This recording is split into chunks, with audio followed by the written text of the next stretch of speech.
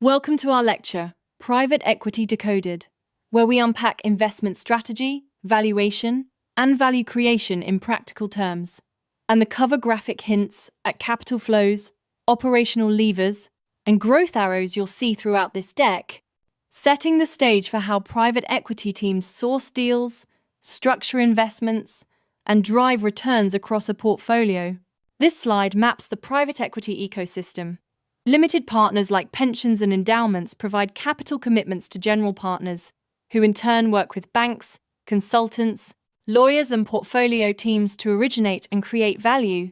emphasizing the continuous relationship between capital providers, deal teams, and service partners that underpins every investment. Here we show a proprietary deal pipeline feeding a filtering funnel where industry scouts, bankers, management relationships, and data signals feed opportunities that are then screened for market size,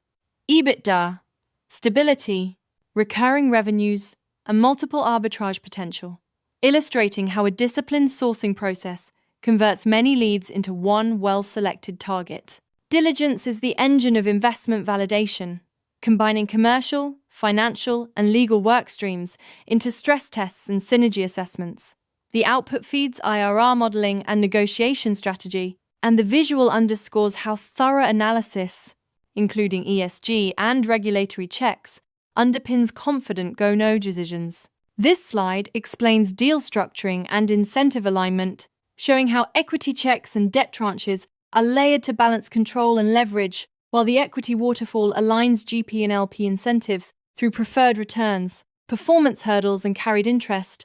ensuring both parties share upside and accountability. Post-acquisition, the 100-day value creation plan focuses on quick wins and foundational steps. Implement new KPI dashboards, accelerate pricing, trim corporate overhead, roll out procurement savings, and strengthen the management bench, with the clear outcome of delivering early results that justify further growth investments. The platform growth strategy highlights serial acquisitions to expand geographic reach, add complementary products and consolidate fragmented markets, then scale through cross-selling and cost synergy capture, ultimately driving multiple expansion and sustainable long-term growth for a scaled platform company. Exit strategy is about timing and option selection, balancing macro windows, company readiness, and fund life to determine the optimal route, whether an IPO for valuation upside, a trade sale for speed and certainty, or a secondary sale to recycle capital and provide LP liquidity,